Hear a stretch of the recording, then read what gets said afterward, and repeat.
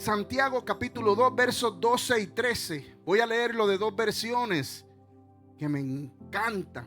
Yes, James chapter 2 verse 12 and 13. I'm going to be reading in Spanish in the PDT, Palabra de Dios para Todos. And then I'm going to be doing the TLA, la TLA, la traducción lenguaje actual. La ley de la libertad será la que los juzgue a ustedes. Tengan eso en cuenta en todo lo que digan y hagan. Dios juzgará sin compasión a los que no han tenido compasión de los demás. La compasión triunfa sobre el juicio. Lo voy a leer de la TLA para que usted pueda ver el sazón que hay en esta versión y que vino hablando a mi corazón y ministrando mi corazón, y espero que de esa misma manera ministre el suyo. En el día del juicio, Dios nos juzgará de acuerdo con la ley que nos libera del pecado. Hay una ley que nos libera del pecado. Hay unos mandatos que nos liberan del pecado. Hay unos principios que nos liberan del pecado. De eso está hablando la palabra. Dice, por eso debemos tener mucho cuidado en todo lo que hacemos y decimos. Esto es una advertencia. Dele un codazo al que está a su lado y dígale, el Señor nos está advirtiendo. Dice, por eso, sáquele un gallito. Por eso debemos tener mucho cuidado en todo lo que hacemos y decimos. Porque Dios no tendrá compasión de quienes no se compadecieron de otros. Pero los que tuvieron compasión de otros, escuche, saldrán bien del juicio. Padre, te doy gracias por esta palabra. Una palabra poderosa que muchas veces leemos la palabra del Señor y pasamos algunas cosas importantes que están plasmadas ahí, que hoy en día no se están predicando.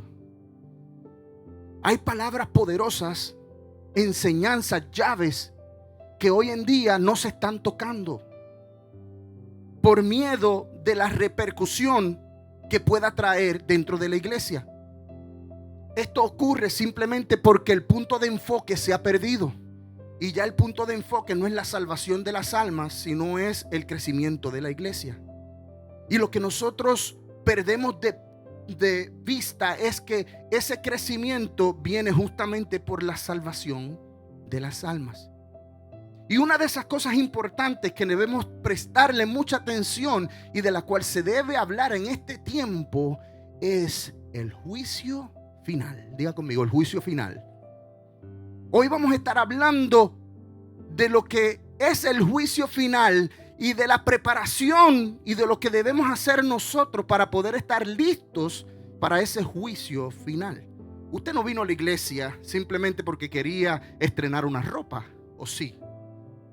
Usted no vino a la iglesia porque usted tenía muchos deseos de no ir a la playa y usted dijo, no, pues como no quiero ir a la playa, me voy a ir a la iglesia. Usted viene a la iglesia con una hambre y una sed de una necesidad para cubrir su corazón.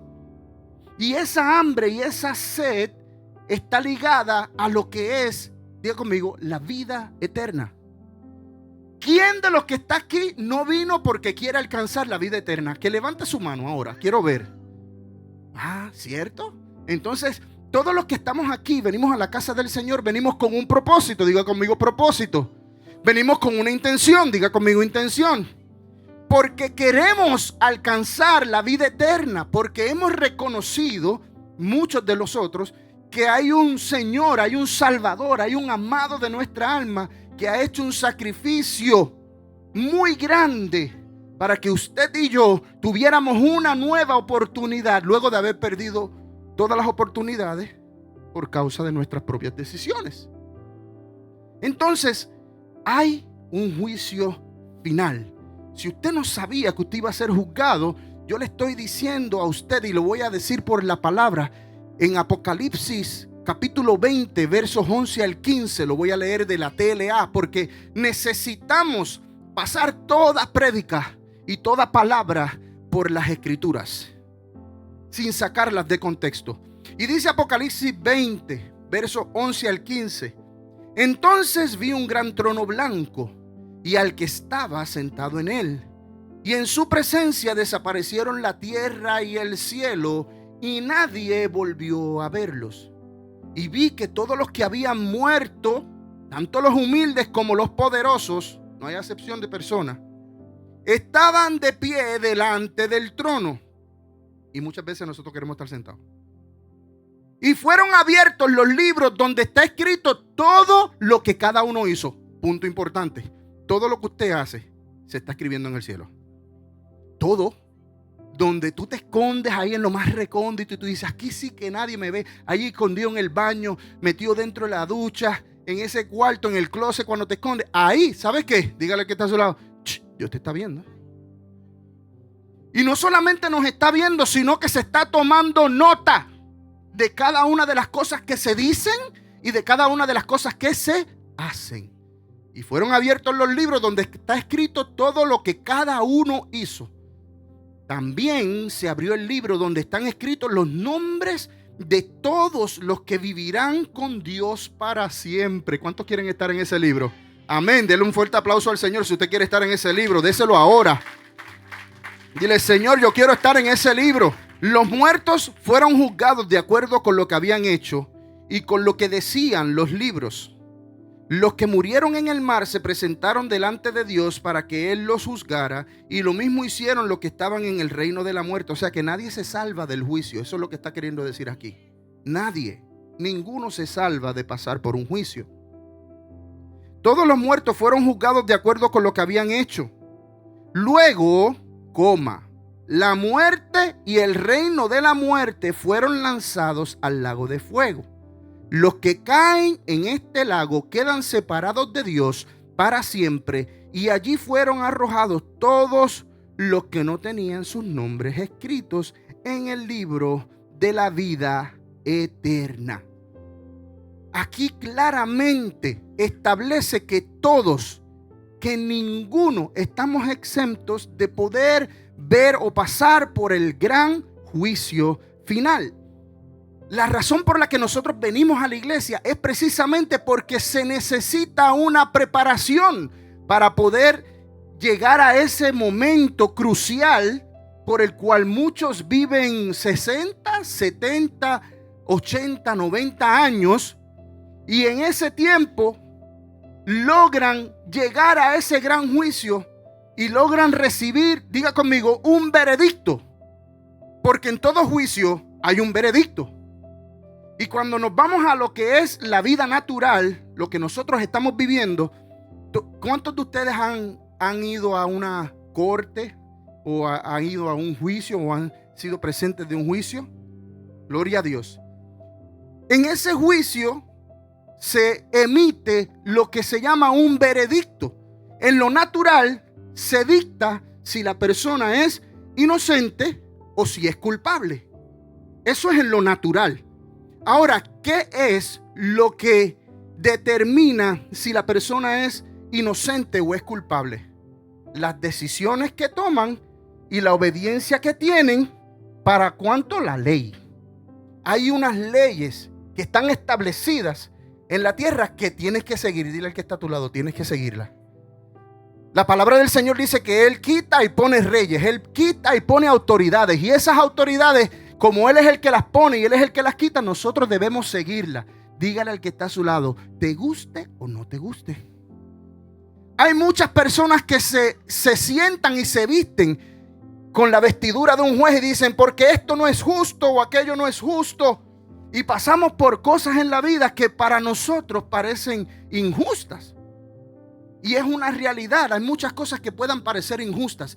Pero cuando nosotros medimos y comparamos eso con lo que establece la ley, muchas veces los que somos injustos somos nosotros. Lo que pasa es que esa ley no, el cumplimiento de esa ley no me conviene a mí. Eso es en lo natural. Veredicto es inocente o culpable. Si la persona obedece las leyes de tránsito, la ley de la Constitución y obedece todas las leyes que están establecidas en lo natural, no tiene por qué preocuparse de presentarse delante de un juez. ¿Por qué? Porque te has asegurado que estás haciendo todas las cosas bien. Ahora, ¿qué sucede en lo espiritual? Estamos hablando de un juicio final. O sea que después de ese juicio no tienes más break. En los juicios de aquí, de la tierra, usted puede someter, ¿verdad?, una moción para que se reabra ese caso y para que se pueda ver otro juicio. Diga conmigo, pero en lo espiritual, en el juicio final, no va a haber más oportunidad. Esa es la última oportunidad que tenemos usted y yo. Entonces, así como yo expliqué que hay un veredicto, en lo espiritual también hay un veredicto. Diga conmigo, hay un veredicto. Y ese veredicto tiene una repercusión en lo eterno. Y estamos hablando de que el veredicto es: o eres salvo o eres condenado. Fíjate lo que estoy hablando. Estoy hablando de que esto es un juicio que es el último y para siempre. Y luego de ahí no hay otra oportunidad. Y luego de que se emite ese veredicto va a ser: o eres salvo y alcanzas la vida eterna en el cielo. Pastor, pero ¿por qué si dijiste vida eterna tienes que decir en el cielo? Porque hay dos vidas eternas. Está la vida eterna en el cielo y la vida eterna en el infierno. Por eso tenemos que hablar con propiedad. En ese juicio se determinará si usted y yo somos salvos o estamos condenados al lago de fuego. Pero dice un refrán que el que nada debe, nada teme. Entonces, si nosotros, como yo le mencioné, estamos completamente convencidos de que nuestra vida es una vida agradable a Dios, que todo lo que yo estoy haciendo lo estoy haciendo en obediencia a la voluntad de Dios, a los mandatos de Dios, a los principios de Dios, a lo que establece su palabra, entonces, ¿por qué temer? Muchas personas tienen ese miedo, que no es lo mismo que temor a Dios, un miedo de que pueda llegar ese día, pero el miedo está porque reconocen en lo más profundo de su corazón que no están listos, que hay cosas que todavía se pueden mejorar.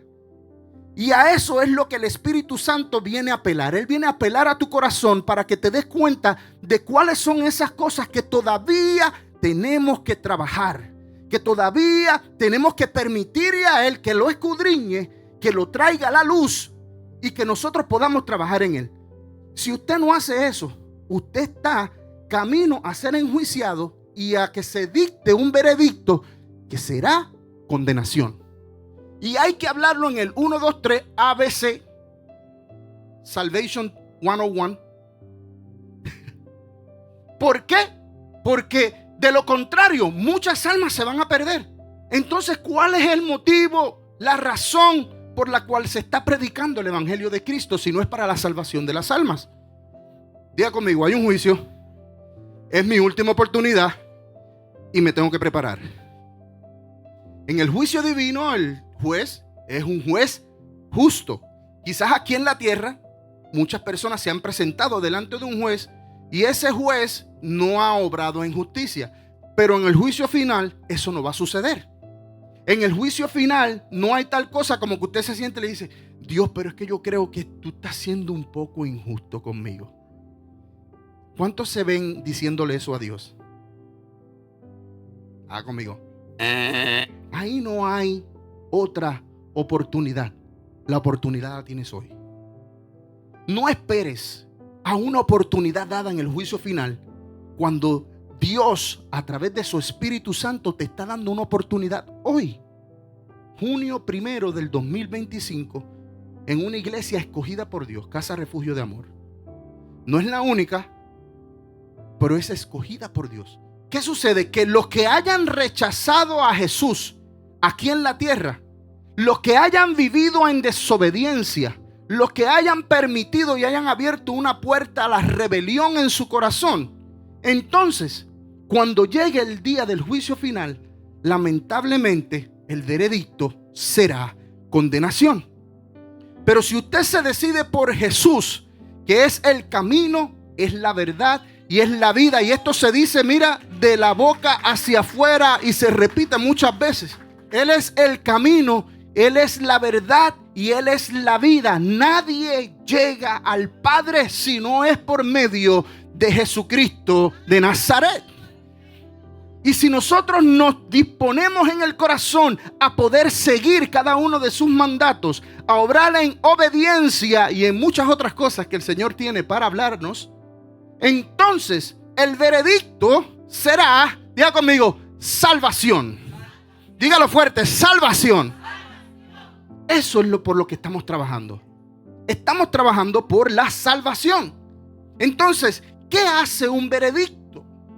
El veredicto simplemente garantiza nuestra salvación. Y para que esa salvación sea garantizada, debemos prestarle atención a tres enfoques. Diga conmigo, tres enfoques principales. Enfoque número 1, amarlo a Él con todo nuestro corazón, con toda nuestra alma y con toda nuestra mente. Amar al prójimo o a los demás y amarnos a nosotros mismos. Si usted hoy se lleva esto en su corazón y yo digo, wow, esto se ha predicado en tantas ocasiones. Hay muchas personas que tienen ese conocimiento, pero de ahí es donde viene a que el conocimiento no es el que te salva. Es la práctica de ese conocimiento, el poner el conocimiento en acción. Y sabemos que la ley se resumió en esto lo dice la palabra. Mateo 22, 36 al 40. Dice, maestro, preguntaron sus discípulos, ¿cuál es el mandamiento más importante de la ley? Ama al Señor tu Dios con todo tu corazón, con toda tu alma y con toda tu mente. Me detengo. Si lo amas con todo tu corazón, pero la alma y la mente no están ahí, está fallando. Si lo amo con el corazón y lo amo con mi alma, pero mi mente no ha sido renovada, estoy fallando. Si lo amo con el corazón y lo amo con la mente, pero mi alma no está limpia, estoy fallando. Entonces la palabra es clara y establece que lo amemos con todo nuestro corazón, no con la mitad de él, con toda nuestra alma y con toda nuestra mente. ¿Y quién respondió a esa pregunta? Fue Jesús. Fue el maestro. Dice, este es el primero y el más importante de los mandamientos. He aquí el primer enfoque que quiero que usted se pueda llevar hoy para aquellos que escriben. Tenemos que enfocarnos en amarlo a Él sobre todas las cosas y amarlo correctamente, con todo nuestro corazón, con toda nuestra alma y con toda nuestra mente. Y dice el segundo, hablando y refiriéndose de los mandamientos, se parece a este. Ama a tu prójimo como a ti mismo. Aquí hay dos enfoques. En esta oración, que es más corta que la primera, hay dos enfoques. Dice que debemos amar a nuestro prójimo, pero para yo poder amar al prójimo, primero tengo que amarme a mí mismo.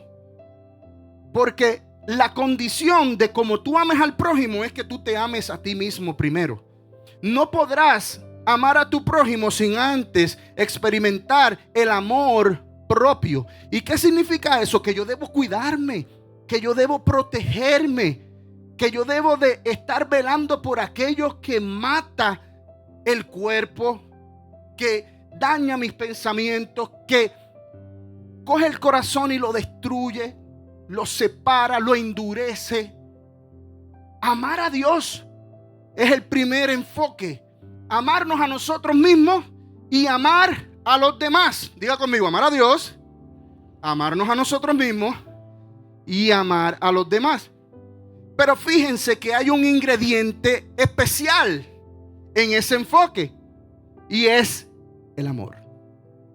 Dice amar a Dios, amarnos a nosotros y amar a los demás. O sea que estas instrucciones sin ese ingrediente especial que es el amor serían vanas. Por eso en los últimos tiempos el amor de muchos se enfriará. El ataque directo del enemigo es en contra del amor. Y entendí eso cuando Dios nos presentó y nos dio la visión de esta casa. Nos dijo que van a ser una casa que representa familia, que representa unión. Pero también al ser casa van a ser un refugio que es un lugar donde las personas en necesidad, heridas, maltratadas, llegan y son restauradas y son sanadas. Pero también hacía falta un ingrediente especial, y era el amor. La reacción perfecta siempre va a estar acompañada de un ingrediente principal, y es el amor. Es el amor. Tenemos que tener bien claro que todo esto que estamos hablando, este enfoque de poder amar a Dios, a los demás y a nosotros mismos, tiene que ver con una reacción. Diga conmigo, reacción. Por eso el tema de hoy es reacciones que salvan.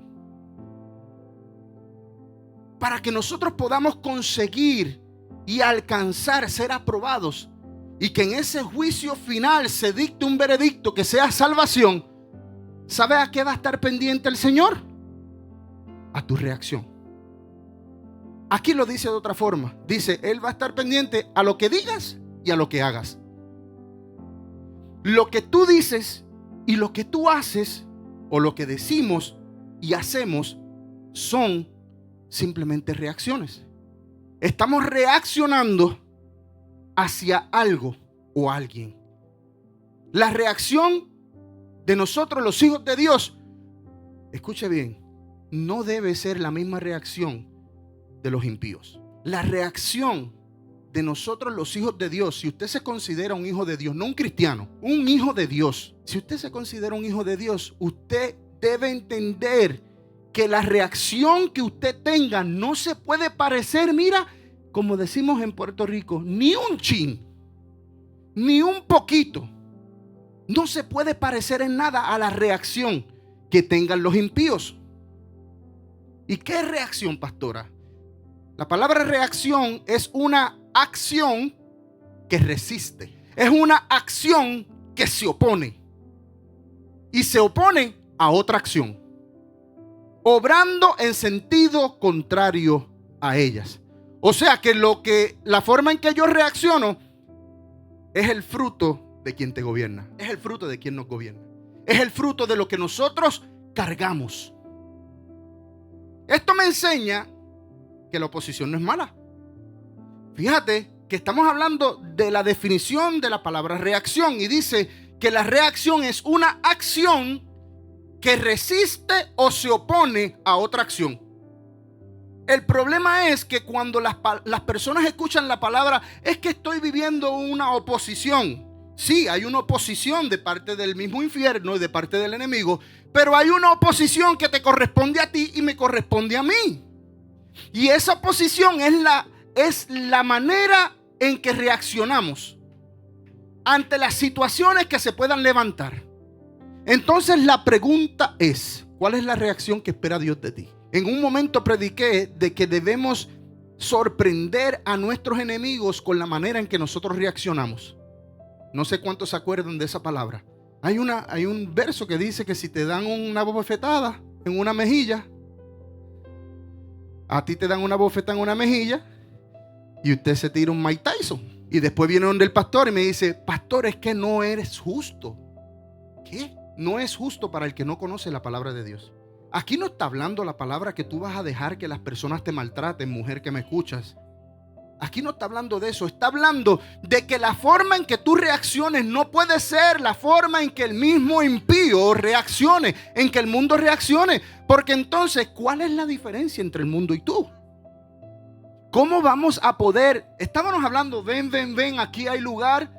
¿Cómo vamos a llenar la iglesia de almas para que consigan la salvación y puedan seguir creciendo para poder llegar a ese juicio final y obtener un veredicto de salvación?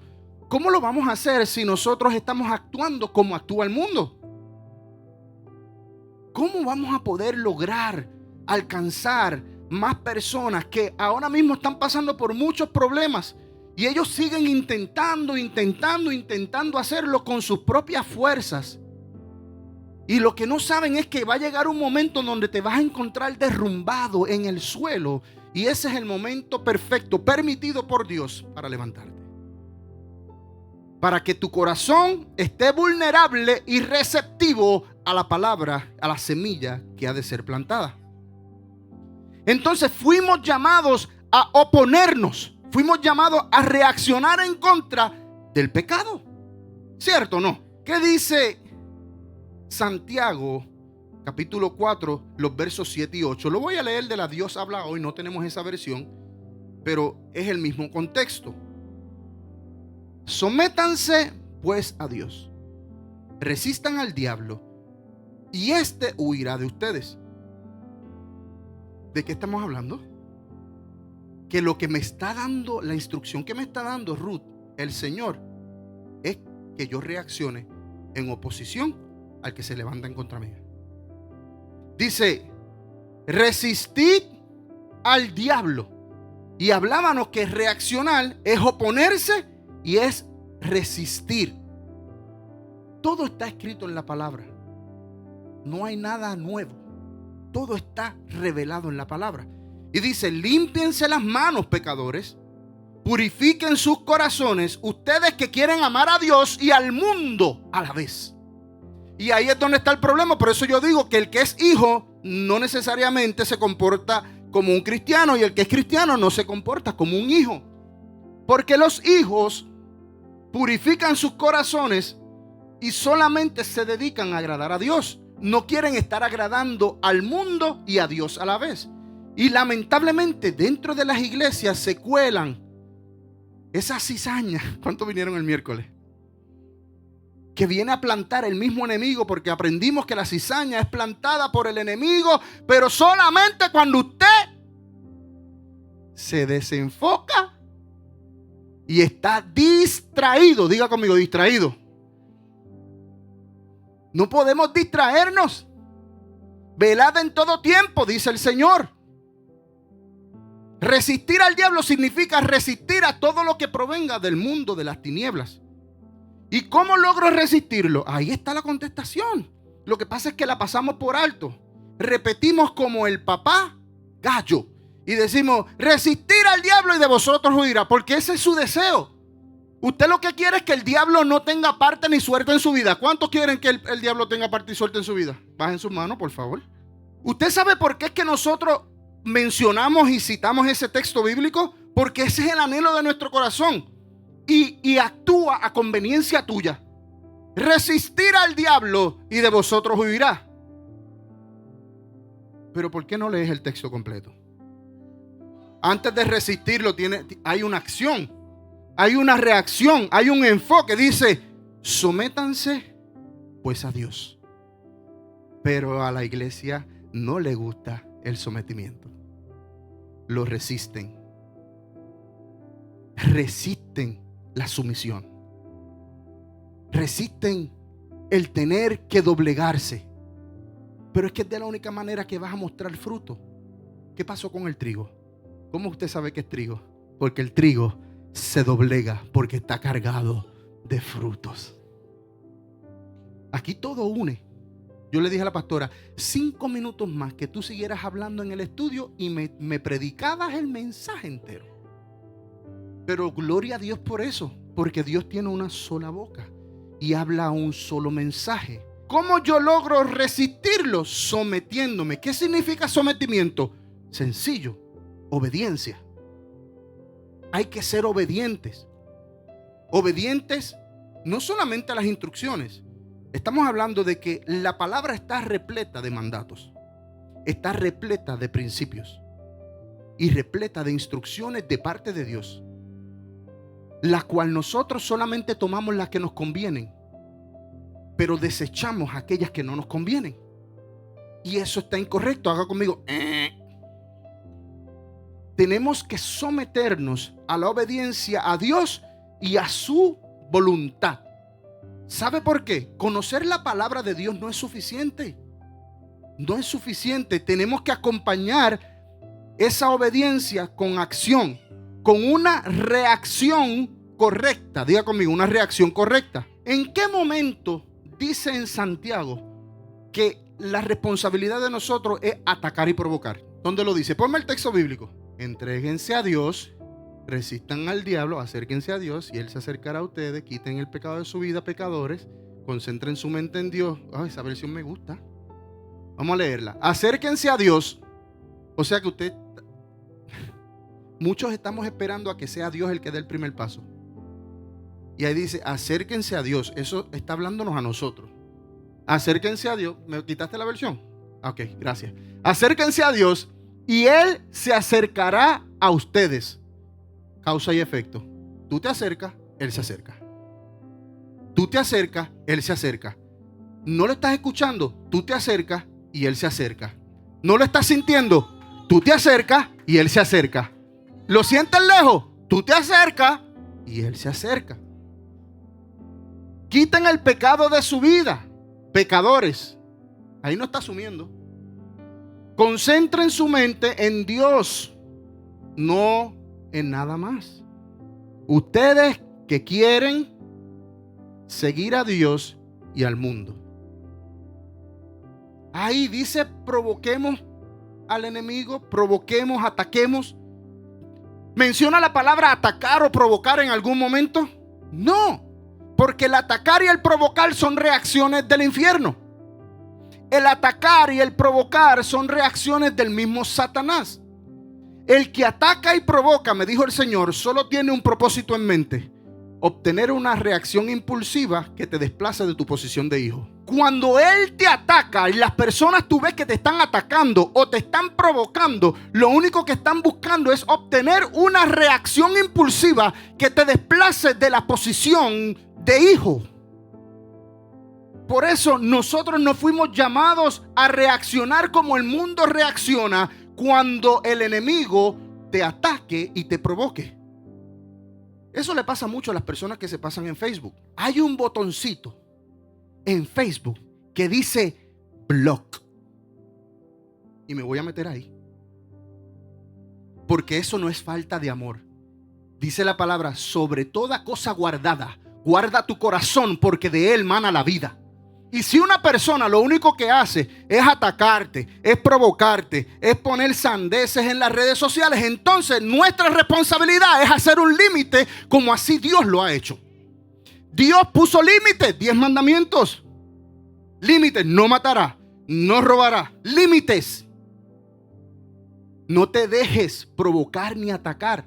Reacciona, no como el mundo. Aprende a reaccionar como el cielo reaccionaría. Aprende a reaccionar como el cielo reaccionaría. Quien no vive en el espíritu va a reaccionar de acuerdo a su naturaleza carnal. Por eso es importante tener una vida en el espíritu. Porque si vivimos de acuerdo a nuestra naturaleza carnal, va a quedar expuesto quién es el que te gobierna. La pastora menciona mucho esto que yo lo he hecho mío. ¿De qué espíritu eres? ¿De qué espíritu somos?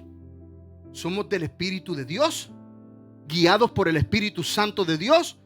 ¿O estamos siendo guiados por espíritus inmundos? ¿De qué espíritu somos? Porque esa reacción lo único que viene es a manifestar quién es el que está gobernando en tu vida.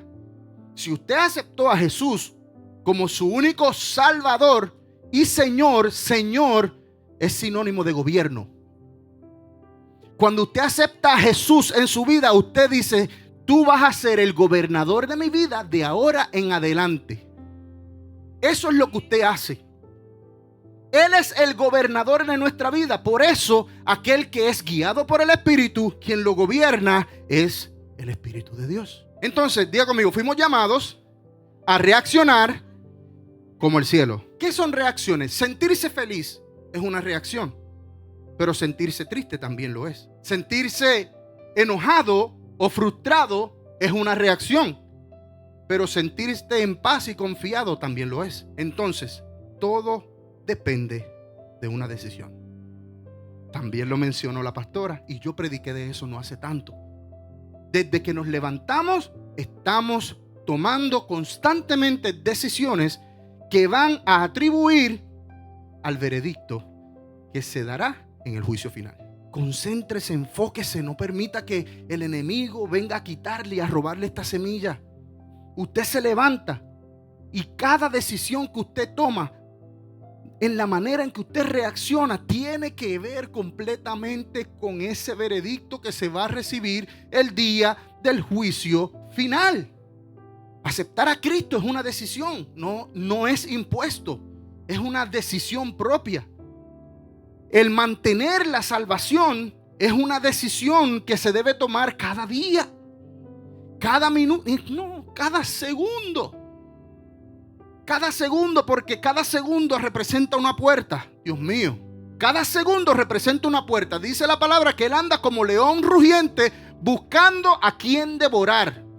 Y eso es constante. Usted se descuida un segundo y eso es lo único que Satanás necesita para entrar a tu vida, para comenzar a influenciar tu vida y para lograr conseguir que pierdas el veredicto de salvación. Nada, ninguna necesidad puede ir por encima del deseo de agradar a Dios. Escuche esto. Ninguna necesidad que usted pueda tener puede ir por encima del deseo, del anhelo de agradar a Dios. No puede. Toda necesidad usted la tiene que poner en un segundo plano y usted se tiene que enfocar en agradar a Dios sobre todo. Hay que agradar a Dios en absolutamente todo. Entonces, dice la palabra que Él nos creó a su imagen y semejanza. Que a su imagen y semejanza nos creó. Entonces, Él espera que cuando Él nos mire, Él pueda verse reflejado en nosotros. Él espera que el diseño original de usted y mío, que es un diseño de imagen y de semejanza a Dios, Él espera que cuando Él te mire, Él pueda ver lo que Él hizo. Imagínense que usted crea algo y viene alguien y lo cambia. Y cuando usted lo mira, ¿usted lo va a conocer? Usted dice, no, eso yo no lo hice. Así dice el Señor. ¿Eso yo no lo hice? No, sí, pastor, eso fue lo que usted hizo. Lo que pasa es que yo le hice unos arreglos. Pues entonces ya no es mío, es tuyo. Ya la responsabilidad, mira, es tuya. El Señor hace lo mismo, pastora Jenny. Él nos mira y Él nos creó a imagen y semejanza. Y Él dice, oh, yo creé a Ruth de esta manera. Déjame ver. Y busca a Ruth. Y busca a Ruth. Y dice, oh, mira a Ruth ahí. Pero hay personas que Él dice, yo creé a fulano de tal, por no decir ninguna persona. Tú sabes, para que usted no se me... La puerta está cerrada, Joan. ¿Está cerrada la puerta? Sí. Él creó a tal persona. Vamos a decir, no puedo decir, Dios mío, déjame un nombre. Remigio. Él creó al Remigio. No es un nombre, no lo estoy diciendo, tú sabes, que es un nombre que no es común. ¿Algún Remigio aquí entre nosotros? ¿Algún Remigio? No, gloria a Dios. Él crea a Remigio. No se ría, señores. Acuérdese del veredicto, lo que digas y lo que hagas. Remigio. Y Él creó a Remigio. Él dice, Remigio, ¿dónde está mi hijo Remigio? Remigio.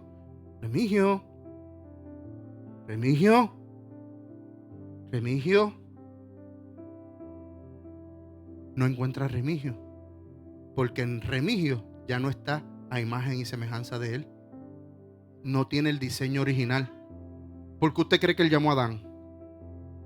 Adán, ¿dónde estás? Te saliste del diseño. Ya no te reconozco. Adán, ¿dónde estás? Adán, ¿qué tenemos que hacer nosotros? En vez de estarte mirando al espejo para ver que si te queda linda la ropa, en vez de estarte mirando al espejo a ver si estás bien maquillado, si estás bien peinado, deja de estarte mirando al espejo buscando esas cualidades, porque eso no es lo importante. Mejor, mira, aquí está la puerta y usted ponga un espejo al lado de la puerta y asegúrese que usted se mire cada vez que usted vaya a salir a la calle, y que cuando usted se mire en ese espejo usted pueda verse reflejado y que Jesús se vea reflejado en usted. Pastor, dame Biblia. Segunda de Corintios capítulo 3 verso 18 dice, así todos nosotros, diga, todos nosotros, con el rostro descubierto reflejamos como en un espejo la gloria del Señor. Somos transformados a su semejanza con más y más gloria por la acción del Señor, que es el Espíritu. Mírese en un espejo y cuando usted se vea, asegúrese de que antes de que usted salga, usted refleja a Cristo.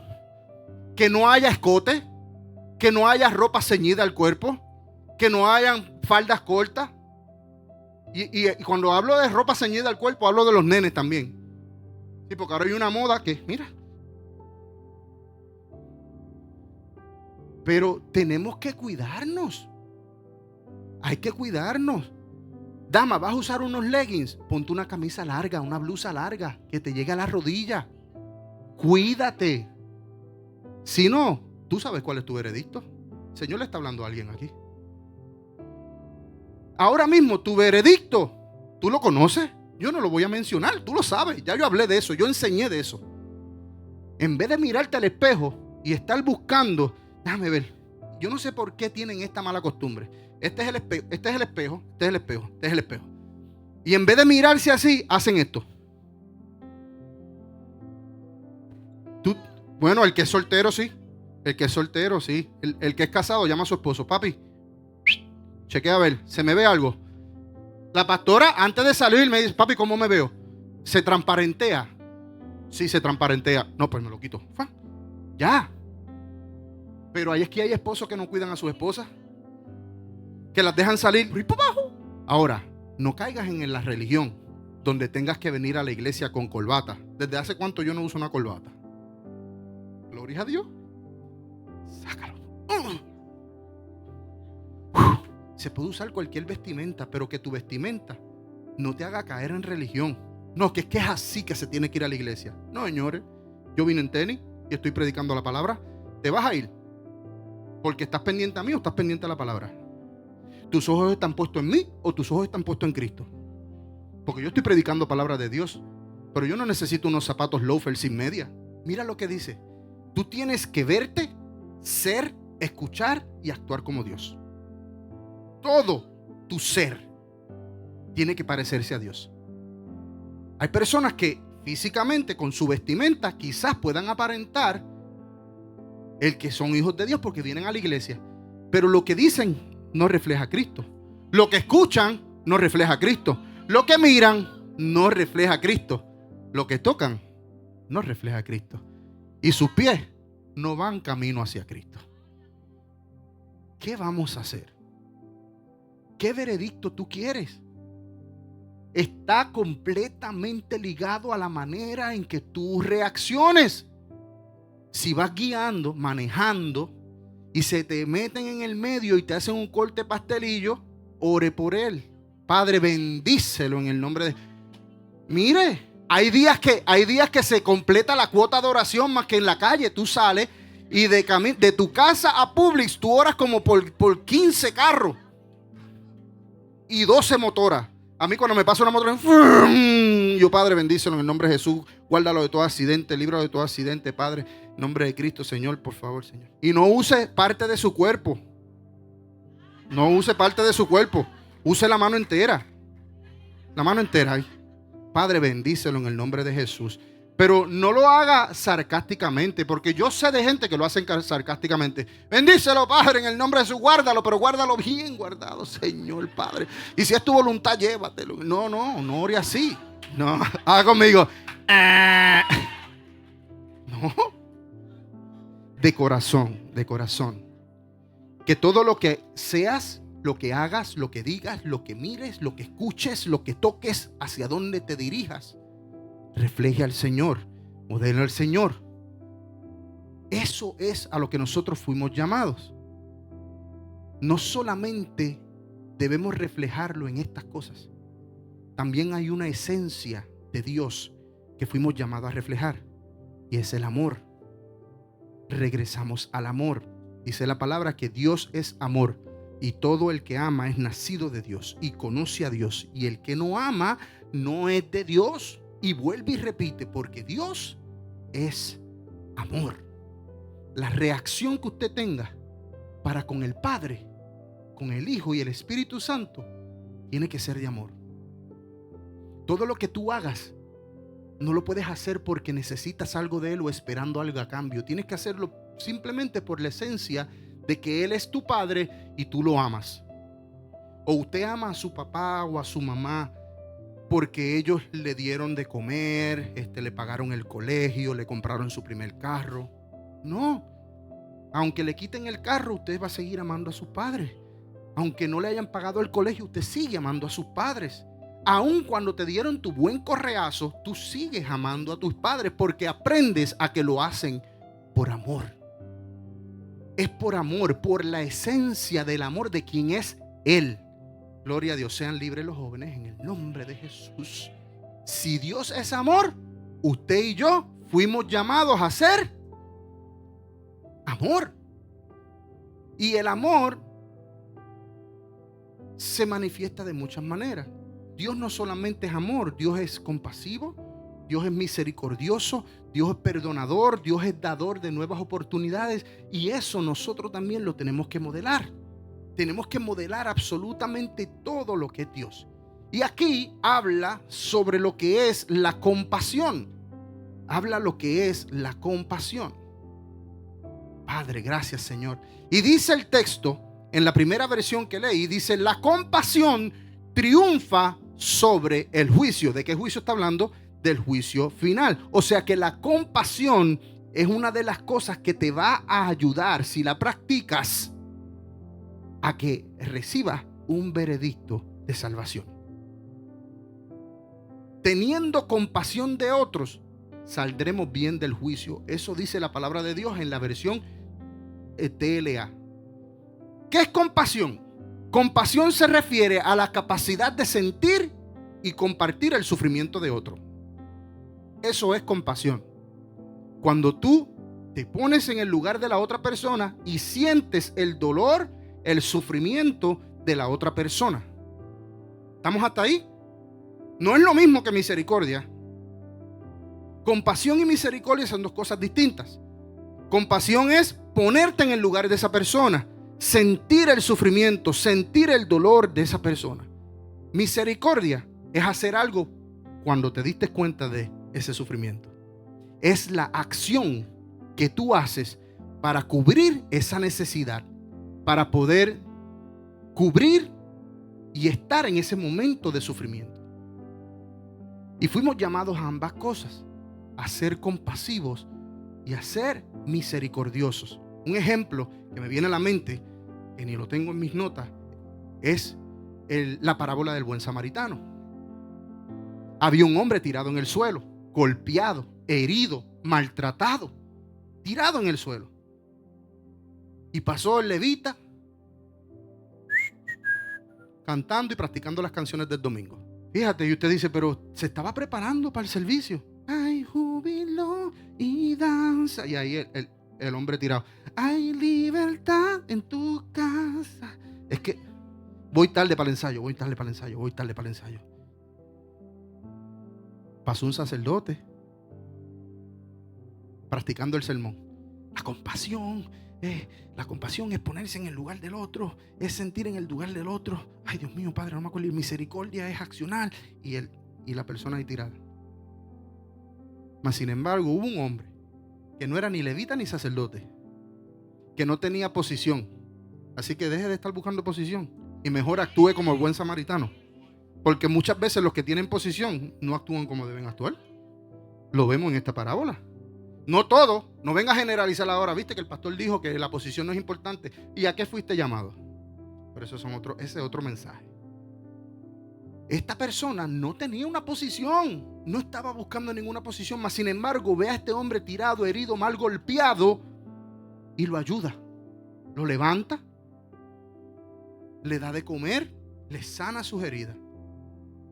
No solamente tuvo compasión y sintió el dolor de aquel hombre, sino que él no lo dejó en simple compasión. Hay mucha gente compasiva dentro de la iglesia, pero que no practican misericordia. Y fuimos llamados a ambas, a ser compasivos, pero también a obrar en misericordia.